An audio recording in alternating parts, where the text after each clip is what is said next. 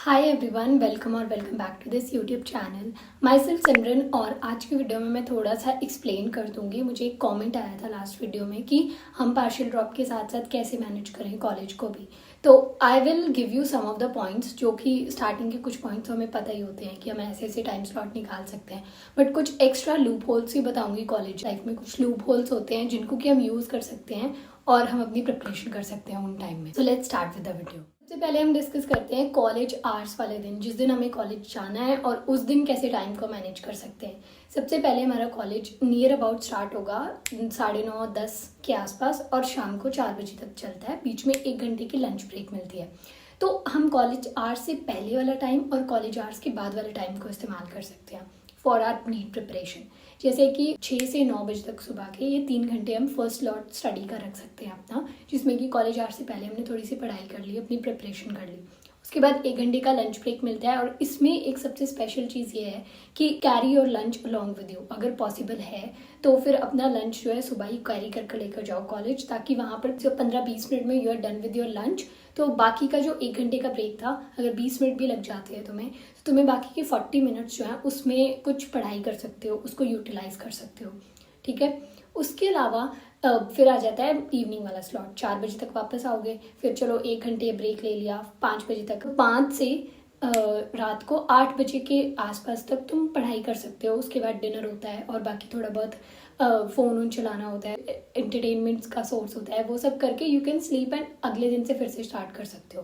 तो ये तो हो गया हमारा कॉलेज आवर्स वाले दिन। जिस दिन हमें कॉलेज जाना है उस दिन हमें इतनी इतनी पढ़ाई हम कर सकते हैं। अब हम सेकेंड पॉइंट पर चलते हैं। कुछ हमें छुट्टियां मिलती रहती हैं थ्रू कॉलेज ऑल्सो। कोई भी स्पेशल डेज पर या कोई फेस्टिवल के ऊपर कोई छुट्टियां हो जाती हैं। चलो अगर कोई भी छुट्टी नहीं भी मिलेगी, स्टिल तुम्हें हमारे पास संडे तो है ना, तो वीक में एक छुट्टी तो है, that is Sunday. You can do one thing, I would suggest this thing कि पहले ही संडे को ही बैठकर अपना सारा वीक का प्लान बना लो। इस वीक में मुझे कॉलेज से कितनी छुट्टियां मिलने वाली हैं।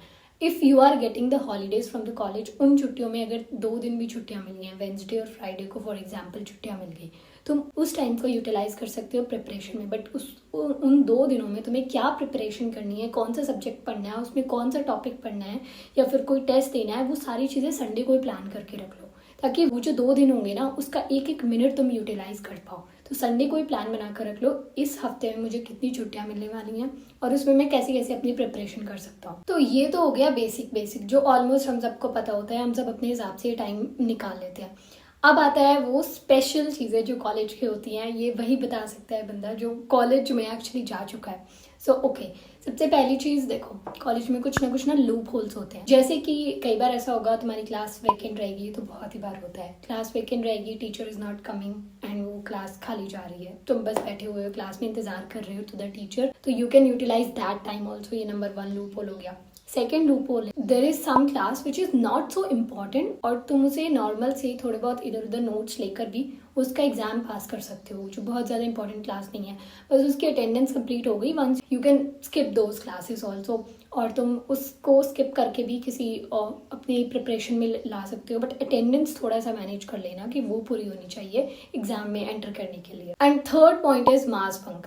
देखो, अगर तुम्हारी क्लास में majority of the students are preparing for the exam again, तो फिर ये चीज़ तुम्हारे लिए हेल्पफुल हो सकती है कि सारे स्टूडेंट्स एक साथ डिसाइड कर सकते हैं कि इस डेट से लेकर इस डेट तक हम मास बंक करने वाले हैं। या फिर मेजॉरिटी ऑफ द टाइम जो नीट के पास वाला टाइम होता है ना, मार्च और अप्रैल, उसमें majority of the times mass bunk होता है 2 महीनों का या 1.5 महीने का या 1 महीने का, कि उसमें कोई भी नहीं आ रहा। जब उसमें कोई भी नहीं आ रहा, पूरी क्लास ही मास बंक करके बैठी हुई है, तो फिर अटेंडेंस का कोई चक्कर नहीं होता, तो फिर ऐसा कोई दिक्कत नहीं आती अटेंडेंस का। ये तभी हो सकता है अगर मेजॉरिटी हो तुम्हारी क्लास में। जैसे अगर 50 लोग हैं, 40 लोग तैयारी कर रहे हैं, 10 नहीं कर रहे हैं, ये मेजॉरिटी हो जाती है, तो फिर ही ये मास बंक वाला चीज़ हो सकती है। इसमें तुम कंप्लीटली अपनी प्रिपरेशन कर रहे हो। कॉलेज वाले तुम्हारे कोई एग्जाम्स नहीं ले रहे होंगे, क्योंकि ऑब्वियसली कोई बच्चे ही नहीं जा रहे, तो कहाँ से एग्जाम्स होंगे। तो ये मास बंक में होता है, बट इंडिविजुअली ऐसा कोई बंक करना आई विल नॉट सजेस्ट, क्योंकि उससे फिर तुम टीचर की नज़रों में आ जाते हो गलत तरीके से। तो फिर इन केस अगर तुम्हारा नेक्स्ट ईयर सिलेक्शन नहीं भी होता है,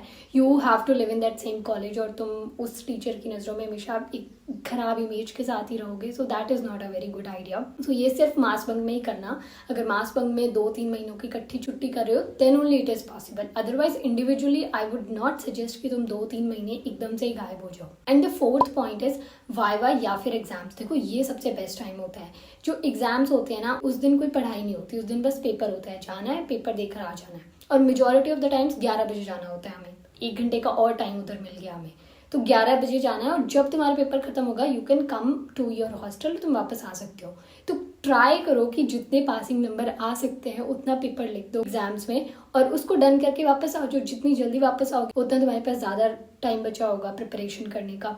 सो एग्जाम्स या फिर जब तुम्हारे वाइवाज होंगे उस टाइम को भी तुम यूटिलाइज कर सकते हो। ये कुछ पॉइंट्स हो गए। अगर एट द सेम टाइम मुझे एक कमेंट भी आया था जिसके ऊपर ही डेडिकेटेड ये वीडियो है कि हमारे कॉलेज में कुछ नोट्स बनाने का बता रहे हैं।